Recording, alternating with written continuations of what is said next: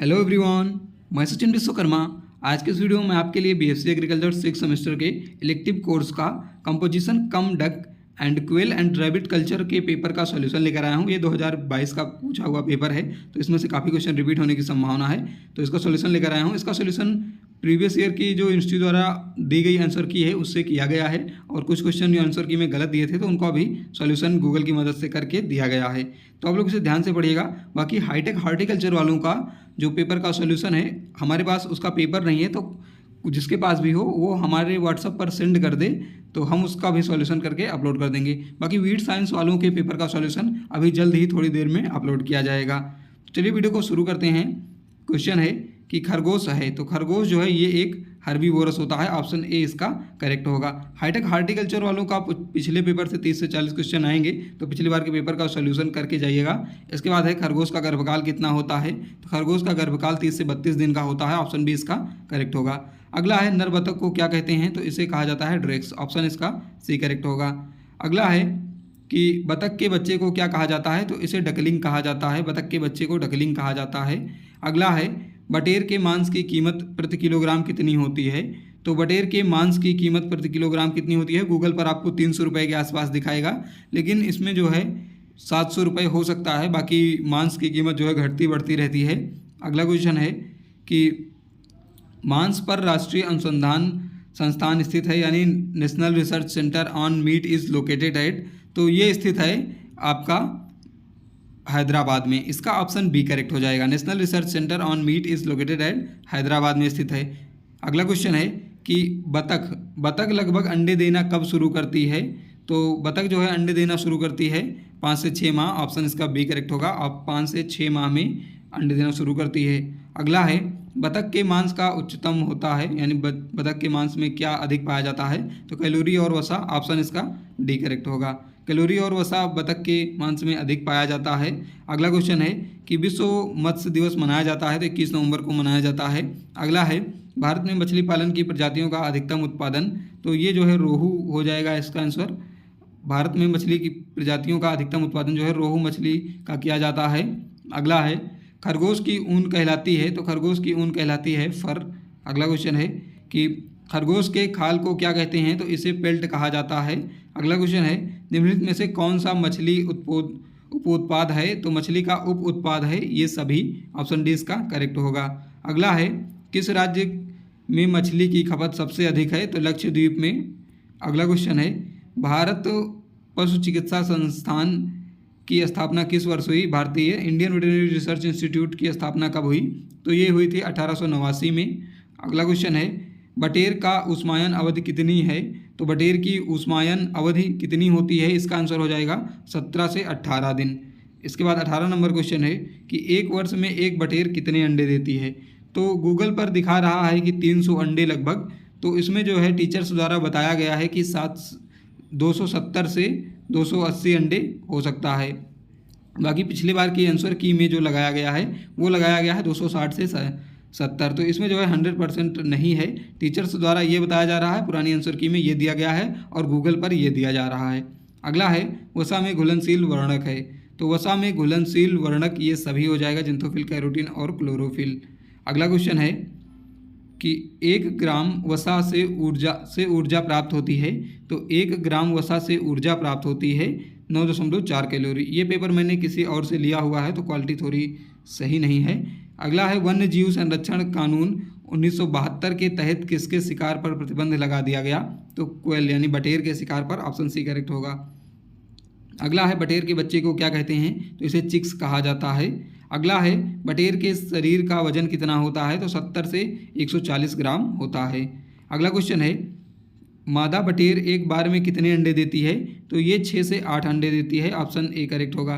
अगला है मछली में पिंजड़े के संवर्धन सबसे पहले शुरू हुआ, तो ये सबसे पहले शुरू हुआ था इंडोनेशिया में। गूगल पर दे रहा है साउथ ईस्ट एशिया, तो साउथ ईस्ट एशिया में जो है इंडोनेशिया ही आता है, और आंसर की में भी यही दिया जा रहा है। अगला है निम्नलिखित में से कौन सी सच्ची मछली है, तो ट्रू फिश कौन सी है, तो डॉग फिश। ऑप्शन इसका ए करेक्ट हो जाएगा, डॉग फिश। अगला है मछली के मांस में प्रोटीन होता है, तो 13 से 20% प्रोटीन होता है मछली के मांस में। अगला है निम्नलिखित में से कौन सा जल में घुलनशील विटामिन है, तो विटामिन सी जल में घुलनशील होता है। इसके बाद है तालाब संवर्धन प्रणालियों के लिए कौन सी आम की मछलियों को चुना जाता है, तो ये जो है कैटलस, रोहू, मृगलास, कॉमन कार्प को चुना जाता है। अगला है राष्ट्रीय मत्स्य विकास बोर्ड स्थित है, तो ये हैदराबाद में स्थित है। National fisheries development board Hyderabad में स्थित है। अगला है बटेर पक्षी का वैज्ञानिक नाम है, तो कोर्टनिक्स इसका जो है वैज्ञानिक नाम होता है। अगला क्वेश्चन है इनमें से किसको रोग निरोधक टीका लगाने की आवश्यकता नहीं होती है, तो क्वेल को या बटेर को नहीं होती है। इसके बाद मांस के उद्देश्य से पाले जाने वाले खरगोश को क्या कहते हैं, इसे ब्रॉयलर खरगोश कहा जाता है। इसके बाद है मादा खरगोश एक बार में कितने बच्चे देती है, तो ये 6 से 7 बच्चे देती है। और अगला है PFA अधिनियम किस वर्ष लागू हुआ, तो ये 29 सितंबर 1954 को लागू हुआ। इसके बाद है किस राज्य में मछली का सर्वाधिक उत्पादन होता है, किस राज्य में मछली का सर्वाधिक उत्पादन होता है, तो आंध्र प्रदेश में जो है मछली का सर्वाधिक उत्पादन होता है। अगला क्वेश्चन है ऑपरेशन फ्लड का संबंध किससे है, तो ऑपरेशन फ्लड का संबंध दुग्ध उत्पादन से है। अगला क्वेश्चन है मांस में सबसे महत्वपूर्ण घटक क्या है, तो प्रोटीन होता है सबसे महत्वपूर्ण घटक। इसके बाद पक्षियों की चिकित्सा करने के लिए कौन सी डिग्री की आवश्यकता होती है, तो BBSc, ऑप्शन इसका सी करेक्ट हो जाएगा, BBSc की आवश्यकता होती है। इसके बाद है निम्नलिखित में से कौन सा एंटीबायोटिक है, तो ये सभी जो है एंटीबायोटिक हैं, डॉक्सीसाइक्लिन, सिप्रोफ्लॉक्सिसिन और एजिथ्रोमाइसिन, ऑप्शन इसका डी करेक्ट हो जाएगा। ये सभी जो है आपके एंटीबायोटिक हैं। अगला है सहकारिता का सबसे सफल उदाहरण है, तो सहकारिता का सबसे सफल उदाहरण जो है आनंद है। अगला क्वेश्चन है विश्व में सबसे बड़ा मांस उत्पादक कौन है, तो विश्व में सबसे बड़ा मांस उत्पादक संयुक्त राज्य अमेरिका है। अगला है निम्नलिखित में से कौन सा एक समुद्री मछली है, तो हिल्सा जो है समुद्री मछली है इसमें से। इसके बाद है भारत का राष्ट्रीय मछली है, तो ये जो है राष्ट्रेलिगर कौवागुर्ता जो है ये भारत की राष्ट्रीय मछली है। इसके बाद है निम्नलिखित में से कौन सी मछली धान के खेतों में मछली पालन हेतु प्रयोग की जाती है, तो कतला, रोहू और केवल मृगला कतला, ये सभी जो है प्रयोग की जाती हैं, तो ऑप्शन इसका डी करेक्ट हो जाएगा। अगला है निम्नलिखित में से कौन सा राज्य अंतर्देशीय मछली का प्रमुख उत्पादक है, तो इसमें जो है करेक्ट आंसर हो जाएगा वेस्ट बंगाल, पश्चिम बंगाल। अगला क्वेश्चन है बतख का जीवन काल कितना होता है, तो बतख का जीवन काल होता है 10 वर्ष, ऑप्शन इसका बी करेक्ट हो जाएगा। बतख का जीवन काल 10 वर्ष होता है, क्योंकि बतख का जो जीवन काल होता है वो 5 से 10 वर्ष जो है करेक्ट होता है, लेकिन यहाँ पर 5 से 10 वर्ष में जो आंसर की में लगाया हुआ आंसर है वो है 10 वर्ष। अगला क्वेश्चन है कि बतख है, तो बतख जो है एक प्रकार का ओमनीवोरस होता है। अगला क्वेश्चन है सर्वाहारी होता है बतख। अगला क्वेश्चन है एक मार्ग की स्थापना हुई, तो ये 1937 में हुई थी। एक मार्ग की स्थापना 1937 में हुई थी। इसके बाद है कैरोटीन एक पुरोगामी है, तो ये विटामिन ए का पुरोगामी होता है, प्रिकॉशर होता है। अगला है मछली के प्रजनन के लिए इस्तेमाल किया जाने वाला शब्द है, तो ये पिसीकल्चर है। मछली के प्रजनन के लिए इस्तेमाल किया जाने वाला शब्द पिसीकल्चर है। अगला है नीली क्रांति निम्नलिखित से संबंधित है, तो ये जो है फिश प्रोडक्शन से संबंधित है, मछली उत्पादन से संबंधित है।